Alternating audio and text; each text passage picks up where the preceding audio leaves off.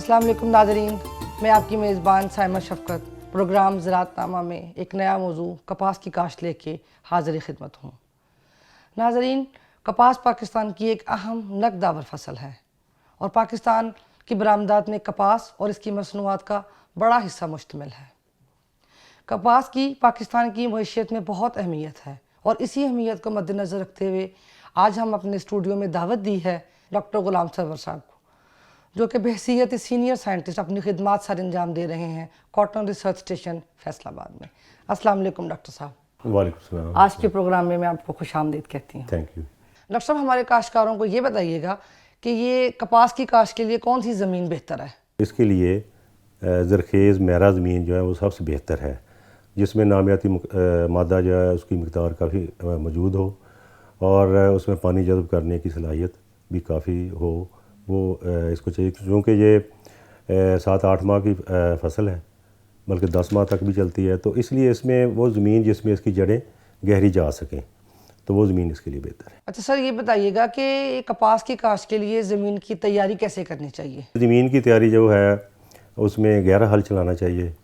गहरा हल 2-3 साल के बाद ज़रूर चलाना चाहिए, चूँकि जब हमारी मशीनरी खेतों में चलती है तो नीचे एक सख्त तय बन जाती है तकरीबन आधे फुट के बाद, तो उसको तोड़ने के लिए जो है गहरा हल वो चलाना चाहिए। और उसके बाद जो नॉर्मल तरीके से पानी खेत में भर के जो 2-3 दफ़ा हल चला के और साथ में सुहागा दे के लेज़र लेवल करके, तो उसके लिए सीड बेड जो है ज़मींदार को तैयार करना चाहिए, ताकि उसमें पौधे के लिए खुराक के हसूल में जड़ों को नीचे जाने के लिए काफ़ी जगह मिल जाए। डॉक्टर साहब, हमारे काश्तकारों को ये शरह बीज के बारे में भी बताएं कि कितनी शरह बीज फ़ी एकड़ होनी चाहिए जिससे पौधों की मतलूबा तादाद जो है वो हासिल कर सकते हैं। अगर बीज का उगाव जो है ना वो 75% से ज़्यादा हो, तो फिर ये है कि अगर हम नागे चोपे लगाते हैं तो उसमें 6 किलो बीज जो है ना काफ़ी है 1 एकड़ के लिए पौधे पूरे करने के लिए। अगर और ड्रिल के लिए जो 8 किलो, अगर बीज का उगाव 60% या ऐसे ऊपर 60 से 75% तक है, तो फिर 8 किलो बीज फ़ी एकड़ नागे चोपे लगाने के लिए और ड्रिल के लिए 8 किलो बीज वो काफ़ी होता है। क्योंकि हमने पौधे का फासला 1 फुट या इससे कमो बेश वैरायटी के लिहाज से या ज़मीन के लिहाज से रखना होता है। अगर हम अप्रैल में काश्त करते हैं तो 17,500 से लेके तकरीबन 21,000 तक बनते हैं पौधे, वो हम फ़ी एकड़ रख लें। अगर इसके बाद काश्त करते हैं फिर हमें 23,000 तक पौधे जो है ना वो 9 इंच तक फासला पौधे के पौधे से। डॉक्टर साहब, ये बताइएगा कपास की ज़्यादा पैदावार हासिल करने के लिए हमारे काश्तकारों को खादों का इस्तेमाल कब और कितनी मिकदार में करना चाहिए? इसमें एक जो हम आम रिकमेंडेशन देते हैं कि अगर आपकी ज़मीन कमज़ोर है तो उसके लिए जो है 100 किलोग्राम नाइट्रोजन और कोई तकरीबन 40 किलोग्राम जो है फास्फोरस और 35-38 किलोग्राम जो है पोटाश, ये ज़रूरी है। इसी तरह हम इसको कम कर लेंगे। अगर ज़मीन हमारी दरमियानी है तो इसमें हम 90 किलो पे आ जाएंगे नाइट्रोजन पे, दूसरी वो 30 पे आ जाएगी। तो जो बहुत ताकतवर ज़मीनें हैं हमारी, उसके लिए हम कहते हैं कि 80 किलोग्राम कम से कम जो नाइट्रोजन है वो चाहिए, और जो 25 से 30 किलोग्राम फास्फोरस और 30 से 35 किलोग्राम पोटाश, ये ज़रूरी है। जो फास्फोरस है और पोटाश, ये जब हम ज़मीन तैयार करते हैं या बेड बनाते हैं उससे पहले उनको ज़मीन में मिला देना चाहिए।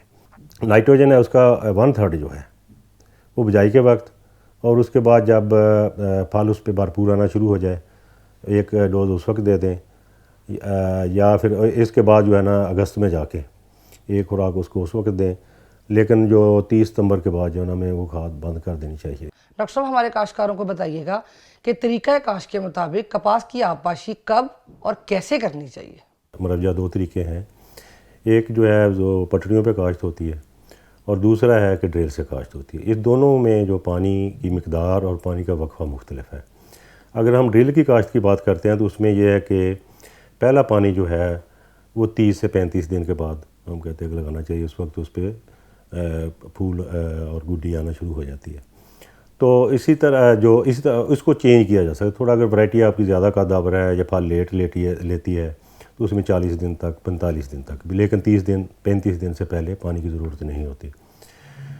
तो उसके बाद बाकी जो पानी उसमें 12 से 15 दिन के वक्फे से वो लगाने चाहिए। और आखिरी पानी जो है वो 10 अक्टूबर तक। बेड के ऊपर यह है कि पहला पानी जो है वो बिजाई के 4 दिन बाद, ये ज़रूरी है, बहुत ज़रूरी है और बहुत क्रिटिकल है। کیونکہ جب بوائی کی جاتی ہے اور پہلے پانی ہوتا ہے لگا کھیلیوں میں یا لگا کے پانی چھوڑتے ہیں اس میں، تو بہت سارے بیج ایسے ہوتے ہیں جن تک پانی جو ہے اس کی نمی نہیں پہنچتی اور وہ اگ نہیں پاتے. پھر اگر گرمی زیادہ ہو اس سے مسئلہ بنتا ہے، کسی کے زیادہ پانی لگ گیا اوپر تو وہ بھی دب جائے گا. تو دوسرا پانی جو ہے نا وہ 4 دن کے بعد جو ہے نا وہ ضروری ہے تاکہ اس کا اگاؤ بیج کا مکمل ہو سکے. اس کے بعد یہ ہے کہ دوسری تیسری جو آبپاشی ہے چوتھی وہ 6 دن کے بعد. ڈاکٹر صاحب ہمارے کاشتکاروں کو بتائیے کہ کپاس کی چھیدرائی کیوں ضروری ہے؟ ہر پودے کو اپنا پھیلنے کے لیے، پھل لینے کے لیے اس کو جگہ کی ضرورت ہوتی ہے. تو اس لیے جب ہم یہ ریکمنڈ کرتے ہیں کہ پودے کا پودے فاصلہ جو ہے وہ 1 فٹ تک ہونا چاہیے. تو اس میں یہ ہے کہ چونکہ ڈریل میں تو لگاتار کاشت ہوتی ہے، پودے کے ساتھ وہ پودے اگتے جاتے ہیں دوسرے، تو ان کو ہم نے نکالنا ہوتا ہے تاکہ ہمارے پودوں کی تعداد جو مطلوبہ ہے، مطلب 17,500 ہے، 18,000 یا 20 یا 22,000 جو بھی ہے اس کو ہم مینٹین کر لیں. دوسرا یہ ہے کہ جب ہم چوپے لگاتے ہیں، چوپے سے کاشت کرتے ہیں، تو ہم ریکمینڈ کرتے ہیں کہ 1 سے زیادہ جو 5-6 بیج لگائیں. اب بعضوں کو پیسہ ہوگا 5-6 بیج ہی اگائیں گے، کچھ میں 2 اگیں گے، کچھ میں 3 اگیں گے. اگر وہ پودے ہم ان میں سے ایکسٹرا پودے نہیں نکالتے تو وہ کوئی بھی پودا جو ہے نا صحیح طریقے سے پھل نہیں لے سکا، وہ اس کی گروتھ نہیں ہوگی. اس لیے جو ہے نا 20-25 دن کے بعد ایک جگہ پہ ایک ہی پودا وہ ہمیں کر دینا چاہیے بذریعہ چھدرائی. یہ بہت ضروری ہے.